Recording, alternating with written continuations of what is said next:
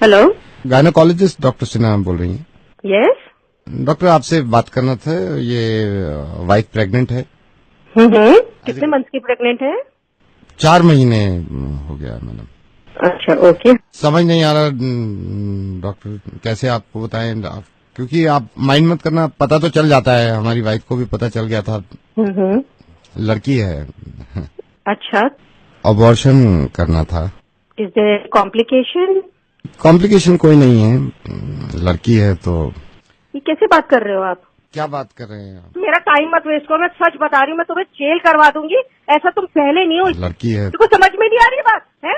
Abortion करा दूंगा, jail में चला जाएगा तू। पढ़े लिखे हो कि नहीं हो? तुम्हें समझ में भी आ रहा है? तुम एक गायनोकोलॉजिस्ट को फोन कर रहे हो जो खुद एक औरत है, और तुम उसको कह रहे हो कि मेरी बीवी जो है उसको लड़की होने वाली है तो आप अबॉर्शन कराते। आप कैसी बातें कर रहे हैं? लड़का चाहिए होगा आपको। नहीं, लड़का नहीं, लड़की ही चाहिए थे। तो फिर क्यों करा रहे हो अबॉर्शन? क्योंकि रेप हो जाएगा इसका। डॉक्टर, मैं ये नहीं चाहता कि इसका रेप हो जाए।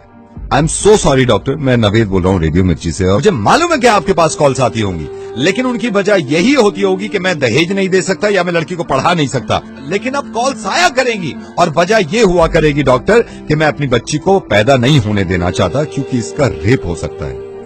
डॉक्टर, आपको मालूम है कि इंसान की फिक्र ये हुआ करती थी जब उसकी लड़की होती थी कि जब जवान हो जाएगी तो क्या होगा। डॉक्टर, वहां तक तो पहुंच ही नहीं रही है। दिल्ली में 8 महीने की बच्ची का रेप हुआ। 8 महीने की बच्ची होती कितनी, अगर वो तंदुरुस्त ना हो, इंसान के एक हाथ में आ जाती है। उसका रेप हुआ है।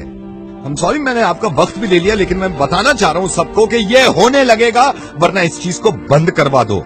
मेरी समझ में नहीं आता, ये स्लोगन देखने के बाद लोग खुश हो जाते हैं, बेटी बचाओ बेटी पढ़ाओ। क्यों हम पहले ही जाहिर कर देते हैं कि बेटियां कमजोर हैं, पढ़ी लिखी भी नहीं है, इनको बचाना भी है। ऐसे स्लोगन क्यों नहीं बनते कि बेटे को बताओ और ना माने तो थप्पड़ लगाओ। और जितने लोग इस बात को मानते थे ना कि लड़की घर से बाहर निकलती है तो रेप होता है, उसके रिश्तेदार ने बेडरूम में घुस के उसकी बच्ची के साथ रेप किया। जब इसके माँ बाप ने इस बच्ची को देखा तो खून में लथपथ पड़ी थी, पूरा हॉस्पिटल गूंज गया था इसकी चीख से।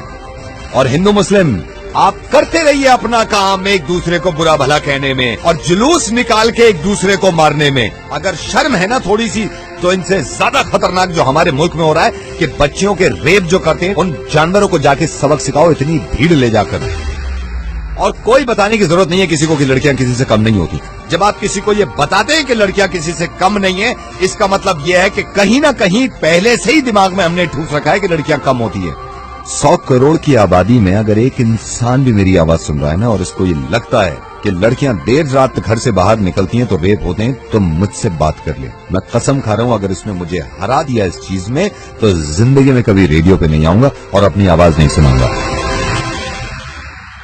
डॉक्टर, आई एम सॉरी, मैंने आपका काफी वक्त ले लिया। I think you are right Naved, you are absolutely right. It's extremely shameful. Religion के नाम पे जो है कत्लेआम हो रहे हैं, बट अनफॉर्चुनेटली रेप जैसा इतना बड़ा जो इशू है, इतना बड़ा जो सोशल इशू है, इसके बारे में कोई बात नहीं कर रहा है। It's really unfortunate.